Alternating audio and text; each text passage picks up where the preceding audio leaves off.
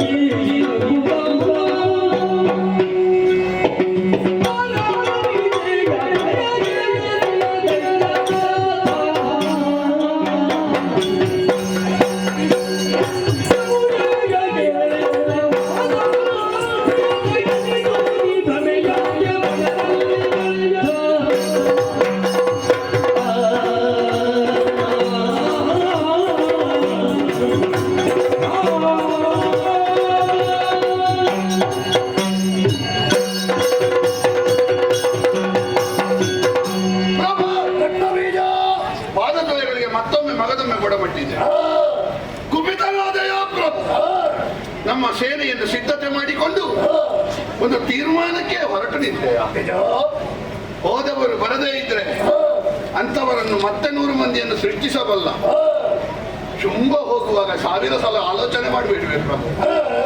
ಯಾಕೆ ಕುದಿಯುವ ನೀರಿನಲ್ಲಿ ನಾವು ಮುಖ ನೋಡಿದ್ರೆ ನಮ್ಮ ಮುಖ ಕಾಣ್ತದೆ, ಯಾಕೆ ಕಾಣುವುದಿಲ್ಲ? ತಣ್ಣಗಿನ ನೀರಿನಲ್ಲಿ ಮಾತ್ರ ಕಾಣ್ತದೆ ಎನ್ನುವುದರ ಹಿಂದಿನ ಸೂಚನೆ ಏನು? ಯಾವನ ಮನಸ್ಸು ಕುದಿದಿರ್ತದೋ ಅವನಿಗೆ ನಿಜವಾದ ಅಂತರಂಗ ದರ್ಶನ ಆಗುವುದಿಲ್ಲ. ಯಾವನು ತಂಪಿನಲ್ಲಿ ಯೋಚನೆ ಮಾಡಿ ಮುಂದಡಿ ಇಡುತ್ತಾನೋ ಅವನಿಗೆ ಅಂತರಂಗ ದರ್ಶನ ಆಗುತ್ತದೆ. ಪ್ರಭಾ, ನೀನು ಕತ್ತು ಹಿಡಿದು ಹೊರಟೆ ಎಂದಾದ್ರೆ ನಿನ್ನನ್ನು ತಡೆಯುವವರು ಯಾರು ಪ್ರಭು? ಕೆಳಗಿನಿಂದ ಹಿಡಿದು 3 ಮೂರ್ತಿಗಳವರೆಗೆ ಚುಂಬ ಹೊರಟು ನಿಂತ್ರೆ ಕುಂಬಿನಿಯ ಶಂಭುವಿಗೆ ಹೆದರದೆ ಇದ್ದುವ ಯಾರಾದ್ರೂ ಇದ್ದಾನೆ? ಆದರೂ ನಿನ್ನ ಮುಂಭಾಗದಲ್ಲಿ ನಾನು ಬಂದು ತಡೆದಿದ್ದೇನೆ. ಹೇಗೆ ತಡೆದಿದ್ದೇನೆ? ನಿನಗಿಂತ ಯಾವ ವಿಭಾಗದಲ್ಲಿಯೂ ದೊಡ್ಡವ ಎನ್ನುವ ಕಾರಣಕ್ಕಾಗಿ ತಡೆದದ್ದಲ್ಲ. ಊರಲ್ಲಿದ್ದವರನ್ನೆಲ್ಲ ತಲೆ ಕಡಿಯುವಂತ ವೀರ ತನ್ನ ಮನೆಯಲ್ಲಿ ತನ್ನ ಮಗು ತೊಡೆಯಲ್ಲಿ ಕುಳಿತುಕೊಂಡು ಅವನ ಕೆನ್ನೆಗೆ ಹೊಡೆದ್ರೆ ಊರವರು ತಲೆ ಕಡಿಯುವವ ನಾನು, ನನ್ನ ಮಗು ನನ್ನ ಕೆನ್ನೆಗೆ ಹೊಡೆಯುತ್ತಲ್ಲ ಅಂತ ಮಗುವಿನ ತಲೆ ಕಡಿಯುವುದಿಲ್ಲವಲ್ಲ. ನಿನ್ನ ತಂಗಿಯ ಮಗ, ನಿನ್ನ ಅಳಿಯ, ನಿನ್ನ ತೊಡೆಯಲ್ಲಿ ಬೆಳೆದವ, ನಿನ್ನ ನಲ್ಮೆಯ ಮಾತುಗಳಿಗೆ ಕಿವಿ ಕೊಟ್ಟವ, ನೀನು ತರನೇವರಿಸಿ ಬೆಳೆಸಿದವ. ಆ ಒಂದು ಸಲುಗೆ ಬಿಟ್ರೆ ಪ್ರಭುತ್ವದಲ್ಲಿರ್ಲಿ, ಅಧಿಕಾರದಲ್ಲಿರ್ಲಿ, ಹಿರಿತನದಲ್ಲಿರ್ಲಿ, ವಿದ್ಯೆಯಲ್ಲಿರ್ಲಿ, ಸಂಗ್ರಹದಲ್ಲಿರ್ಲಿ, ಚುಂಬನ ಮುಂಭಾಗದಲ್ಲಿ ರಕ್ತ ಬೀಜ ಏನು ಪ್ರಭು? ಇಲ್ಲಿಯವರೆಗೆ ಯಾವ ಕಾರ್ಯವೇ ಮಾಡ್ಲಿ ಅದು ನಮ್ಮೊಡೆಯ ಶುಂಭ ಮಾಡಿ ಎನ್ನುವ ಸಂಭ್ರಮವನ್ನು ವ್ಯಕ್ತಪಡಿಸುತ್ತಿದ್ದ ನಾವು ಈಗ ನಮಗೇ ಕಂಡಿದೆ ಪ್ರಭು. ಭ್ರಮೆಯಾದೆಯ ಇನಿತು ಭ್ರಮೆಯಾದೆಯ ಅಂದ್ರೆ ಸ್ವಲ್ಪ ಭ್ರಮೆ ಆಗುವುದಾದ್ರೂ ದೊಡ್ಡ ವಿಷಯ ಅಲ್ಲ. ಈಗ ಮೊದಲು ಚಂಡಮುಂಡರು ಬರುವಾಗ ಹೇಳುವಾಗ ಕೇಳಿ ಭ್ರಮೆ ಆಗುವುದಾದ್ರೂ ದೊಡ್ಡ ವಿಷಯ ಅಲ್ಲ. ಪ್ರಕರಣ ಇಷ್ಟು ಮುಂದುವರಿದಾಗ ಈ ಎಲ್ಲಾ ದೃಷ್ಟಾಂತಗಳನ್ನು ನೋಡಿದ ಮೇಲೂ ನಿನ್ನ ಪ್ರಮಾದೀನ ಸ್ಥಿತಿ ಹೋಗ್ಲಿಲ್ಲ ಎಂದಾದ್ರೆ ಪ್ರಭೋ ನೀನು ಬಹುಶಃ ಕಾಮನ ಶರಕ್ಕೆ ನಿನ್ನನ್ನು ಬಲಿ ಕೊಟ್ಟಿದ್ದಿ.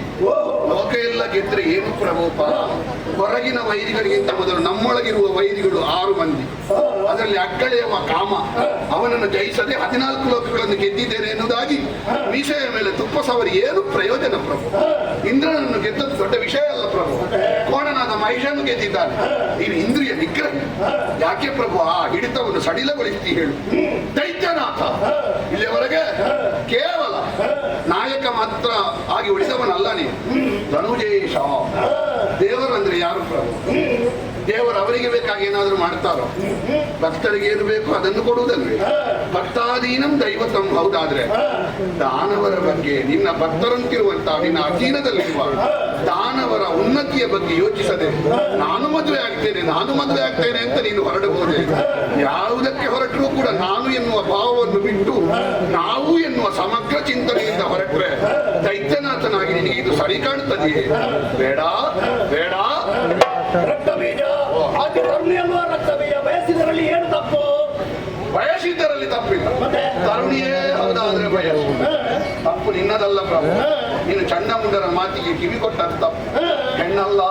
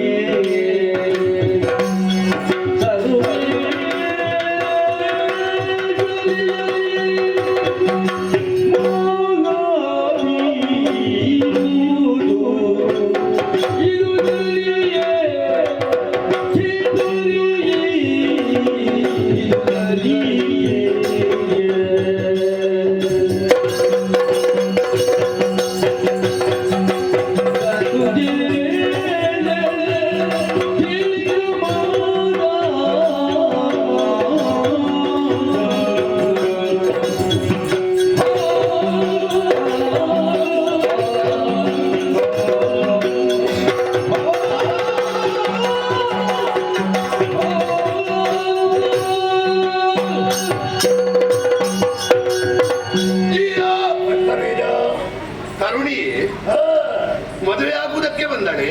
ಮತ್ತೆ ಹೇಗೆ ಯೋಚಿಸಿದೆ ಪ್ರಭು? ನಿನ್ನಷ್ಟು ಲೋಕಜ್ಞಾನ ಇರುವವ, ನಿನ್ನಷ್ಟು ದೊಡ್ಡ ವಿವೇಕಿ, ಹೇಗೆ ಪ್ರಭು ಹೀಗೆ ಯೋಚಿಸುವುದಕ್ಕಾಗ್ತದೆ? ಮದುವೆ ಆಗಬೇಕಾದ ಹೆಣ್ಣು ಮಗಳು ಯಾರು ಹೋಗದ ಕಾಡಿನಲ್ಲಿ ಕುಳಿತುಕೊಳ್ಳುವುದ? ನಾಗರಿಕ ಪ್ರಪಂಚಕ್ಕೆ ಬರುವುದಿಲ್ವೇ ಪ್ರಭು? ಯಾರು ನೋಡದ ಕಾಡಿನಲ್ಲಿ ಕುಳಿತುಕೊಂಡು ಯಾವುದೇ ಭಯ ಇಲ್ಲದೆ ನಿರ್ಭೀತಳಾಗಿ ಗಾನ ಹಾಡುತ್ತಾಳೆ ಎಂದಿದ್ರೆ ಹೆಣ್ಣೆ ಪ್ರಭು, ಮತ್ತೆ ಹೆಣ್ಣಲ್ಲ. ಹಾಗೆಂದು ಗಂಡು ಅಲ್ಲ. ಮತ್ತೆಂತದ್ದು? ನೀನೇ ಯೋಚಿಸು. ಹೆಣ್ಣು ಅಲ್ಲದು, ಗಂಡು ಅಲ್ಲದು. ನೀನು ಮದುವೆ ಆಗಲಿಕ್ಕೆ ಹೊರಟ್ರೆ ನಿನ್ನನ್ನು ಲೋಕ ಏನ್ ಹೇಳಿ? ಹೆಣ್ಣು ಅಲ್ಲದ, ಗಂಡು ಅಲ್ಲದ. ನೀನು ಮದುವೆ ಆಗಲಿಕ್ಕೆ ಹೊರಟ್ರೆ ನಿನ್ನನ್ನು ಲೋಕ ಏನ್ ಹೇಳಿ? ಅವಳೂ ಅಲ್ಲದ, ಅವನೂ ಅಲ್ಲದ, ಅದು ಎನ್ನುವುದಾಗಿ ಕರೆಯಬಹುದಾದ ಪರಬ್ರಹ್ಮ ವಸ್ತು ಪ್ರಭು. ಲೋಕದಲ್ಲಿ ಹೆಣ್ಣ, ಕೆಲವರೆಲ್ಲ ನಿದ್ರೆ ಬರ್ಲಿಕ್ಕೆ ಹೆಂಡ ಕುಡಿತಾರೆ, ಕೆಲವರೆಲ್ಲ ನಿದ್ರೆ ಹೋಗ್ಲಿಕ್ಕೆ ಹೆಂಡ ಕುಡಿತಾರೆ. ನಿದ್ರೆ ಬರ್ಲಿಕ್ಕೆ ಹೆಂಡ ಕುಡಿಯುವವ ಅದರ ಅಮಲು ಇಳಿದ ಮೇಲೆ ನಿದ್ರೆಯೂ ಹೋಗ್ತದೆ. ನಿದ್ರೆ ಬರದೇ ಇರ್ಲಿಕ್ಕೆ ಹೆಂಡ ಕುಡಿಯುವವ ಅದರ ಅಮಲು ಇಳಿದ ಮೇಲೆ ನಿದ್ರೆ ಬರ್ತದೆ. ಅಂದ್ರೆ ಒಂದು ಮಿತಿ ಉಂಟು. ಆದ್ರೆ ಒಬ್ಬನನ್ನು ತೆಗೆಯುವವರೆಗೆ ಇಳಿಯದ ಹೆಂಡದ ಅಮಲು ಯಾವುದರದ್ದು ಗೊತ್ತುಂಟ? ಯಾವ್ದದು? ಅದು ಮೂರುಂಟು. ಹೌದು ಹೌದು. ಒಂದು ಹೊನ್ನು, ಒಂದು ಮಣ್ಣು, ಒಂದು ಹೆಣ್ಣು. ಈ ಮೂರು ಹೆಂಡವನ್ನು ಯಾವನಾದ್ರೂ ಬಯಸಿದ್ರೆ ಅವನನ್ನು ತೆಗೆಯುವವರೆಗೆ ಅದು ಬಿಡುವುದಿಲ್ಲ. ನೀನು ಹೆಣ್ಣನ್ನು ಬಯಸಿ ಎಷ್ಟೆಷ್ಟು ದೊಡ್ಡ ರಾಜಕೀಯ ಸಾಧಕರೆಲ್ಲ ಒಂದು ಬಿಳಿ ಚರ್ಮದ ಹೆಣ್ಣಿಗೆ ಇಡೀ ಭವಿಷ್ಯ ಕಳೆದುಕೊಂಡಿದ್ದಾರೆ ಗೊತ್ತುಂಟ? ಎಂಥ ಸಾಧಕರಾಗಿ ಭವಿಷ್ಯದಲ್ಲಿ ಎಷ್ಟು ದೊಡ್ಡ ನಾಯಕರಾಗಿ ಬೆಳೆಯಬೇಕಾದವರೆಲ್ಲ ಯೌವನದಿಂದ ಹಿಡಿದು ಸಾಯುವವರೆಗೆ ಎಲ್ಲಿಯೋ ಪಡೆಯಬೇಕಾದ ಸ್ಥಿತಿ ಬಂದಿದೆ ಗೊತ್ತುಂಟ ನಿನಗೆ? ಕೇವಲ ಹೆಣ್ಣಿನ ವ್ಯಾಮೋಹಕ್ಕೆ. ಅವನಿಗೆ ಅಧಿಕಾರ ಮಾಡ್ಲಿಕ್ಕೆ ಗೊತ್ತಿಲ್ವಾ? ಆಡಳಿತ ಸೂತ್ರ ಗೊತ್ತಿಲ್ವಾ? ಸಾಧನೆ ಇಲ್ವಾ? ಅವನಲ್ಲಿ ನಿಜವಾಗಿ ಅರ್ಹತೆ ಇಲ್ವಾ? ಎಲ್ಲ ಉಂಟು, ಎಲ್ಲ ಬಣ್ಣ ಮಸಿನಲ್ಲಿ. ನೀನು ಹಾಗಾಗಬೇಕೆ ಪ್ರಭು? ಹೆಣ್ಣಾಗಿ ಕಂಡದ್ದು ಯಾಕೆ? ಅವಳ ಹಿಂದೆ ಒಂದು ಪ್ರೇರಣೆ ಉಂಟು. ಯಾವುದದು? ನೀನು ಹೊಡೆದು ಓಡಿಸಿದ ಋಷಿಮುನಿಗಳು, ನೀನು ಭಂಗಿಸಿದ ದೇವತೆಗಳು, ನೀನು ವಿರೋಧಿಸಿದ ಸುಮನಸರು, ನೀನು ಶೋಷಣೆ ಮಾಡಿದಂತಹ ಪಾತಿವ್ರತ್ವದ ಒಂದೊಂದು ಸತ್ವ ಎಲ್ಲವೂ ಸೇರಿ ಇವಳನ್ನು ಹೀಗೆ ಬರುವಂತೆ ಮಾಡಿ ಆದಿಮಾಯೇ ಬಂದಿದ್ದಾಳೆ. ಸಂಕಲ್ಪದಿಂದಲೇ ಎಲ್ಲವನ್ನು ಮಾಡಬಲ್ಲ ಇವಳು ಯಾಕೆ ಬಂದಿದ್ದಾಳೆ?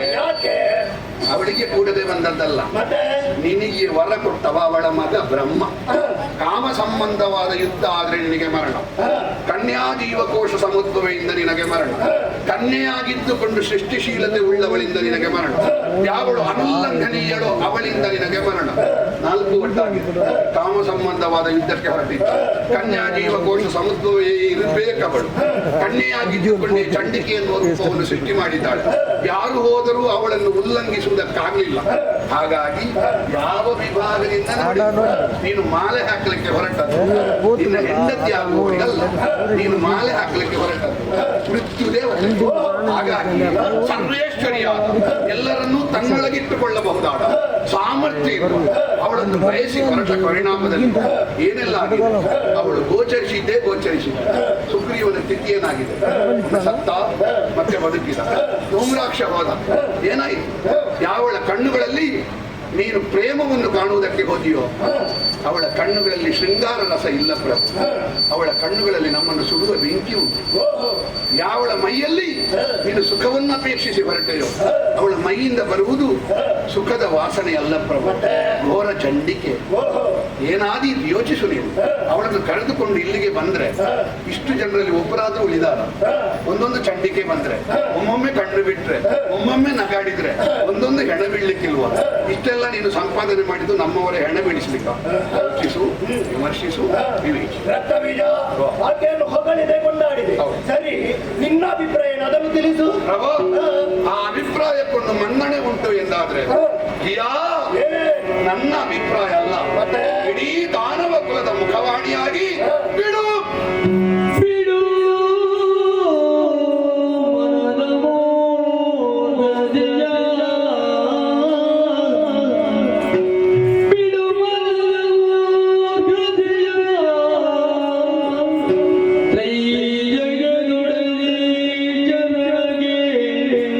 ಭಕ್ತಿಯು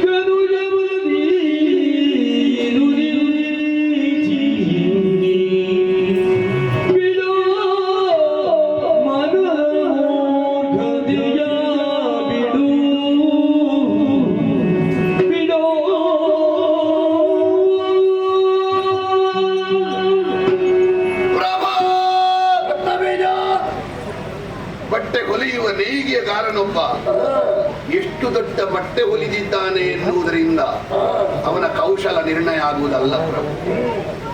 ಅವ ಅಂಚನ್ನು ಹೇಗೆ ಜೋಡಿಸಿದ್ದಾನೆ ಎನ್ನುವುದರಿಂದ ಅವನ ಬಟ್ಟೆಯೇ ಹೊಲಿವಿಕೆಯ ಅರ್ಹತೆ ನಿರ್ಣಯ ಆಗುವುದು.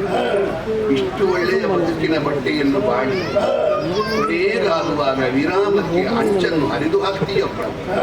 ಯೋಚಿಸಲಿ, ನಿನ್ನ ಕೊನೆ ಹೇಗಿರಬೇಕು, ನಾಳೆ ಕೃತಿಯಾಗಬೇಕು ಪ್ರಭು.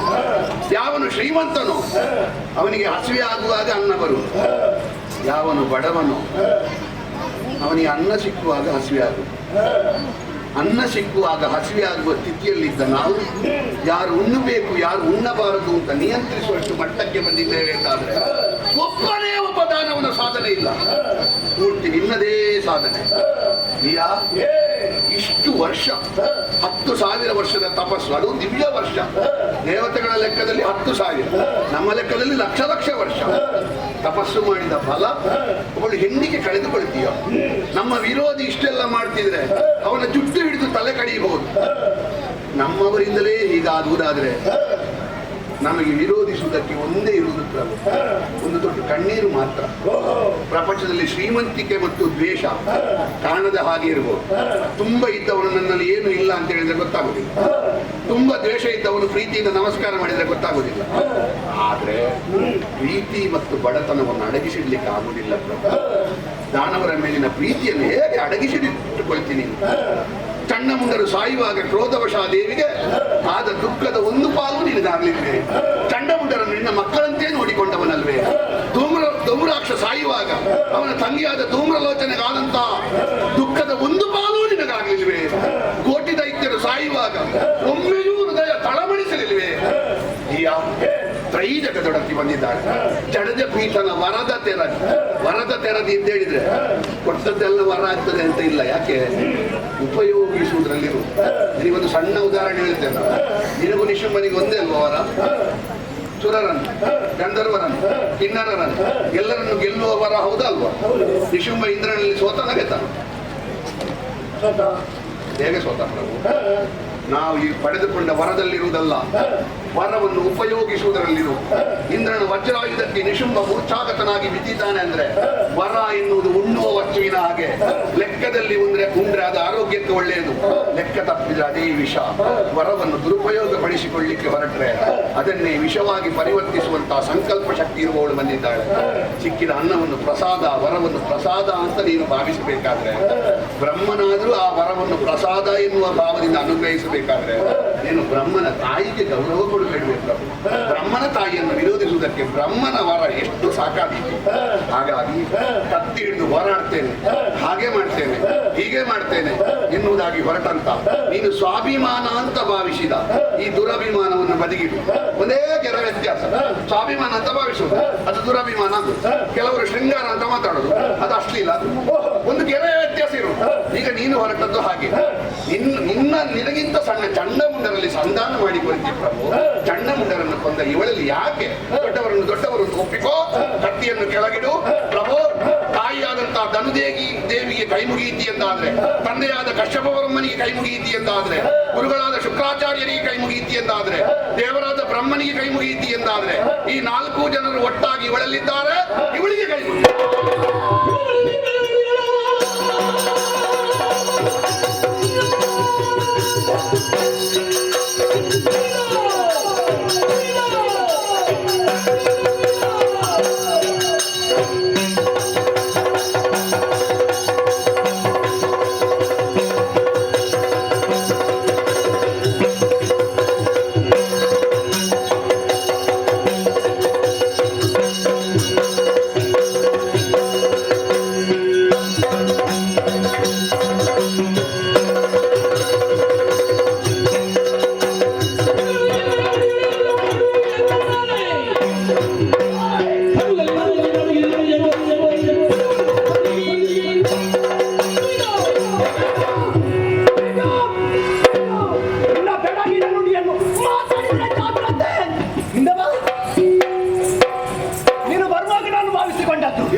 ನನಗಿಂತ ಮೊದಲು ನೀನು ಹೋಗ್ತಿ ಎಂಬುದಾಗಿ ನನಗೂ ಹೋಗಬೇಕು ಅಂತ ಇತ್ತು.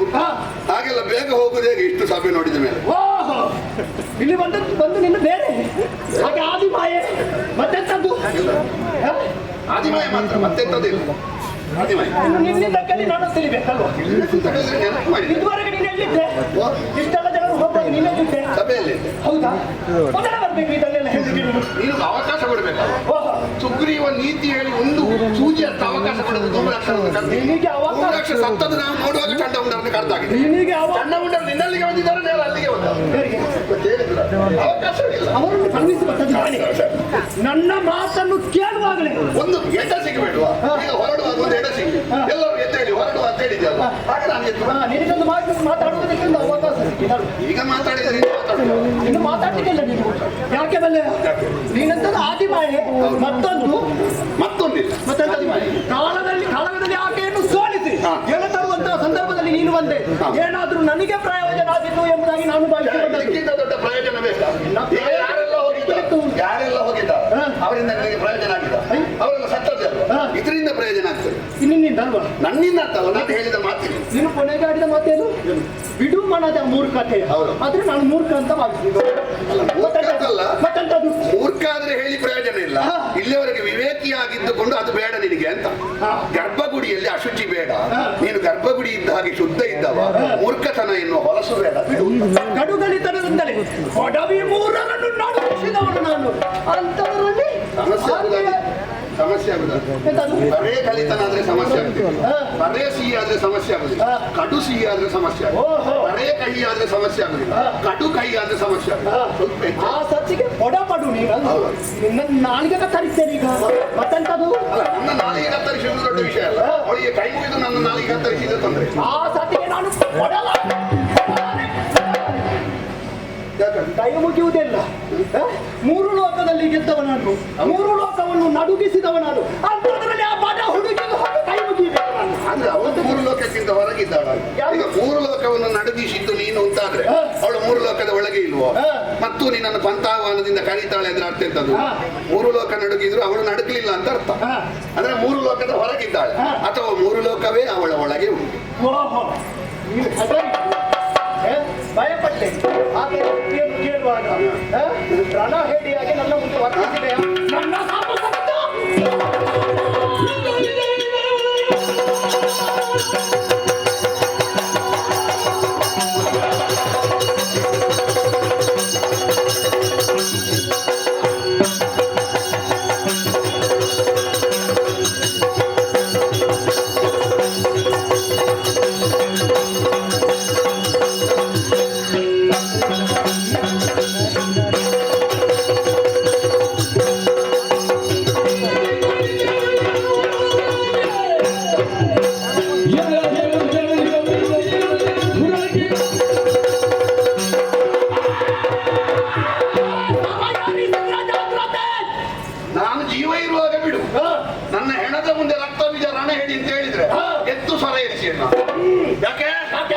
ಬದುಕುವುದು ಎಷ್ಟು ಸಮಯ ಅಂತ ಮುಖ್ಯ ಅಲ್ಲ, ಬದುಕಿದ್ರಲ್ಲಿ ವೀರರಾಗಿ ಎಷ್ಟು ಸಮಯ ಬದುಕಿದ್ದೇವೆ ಎನ್ನುವುದು ಮುಖ್ಯ.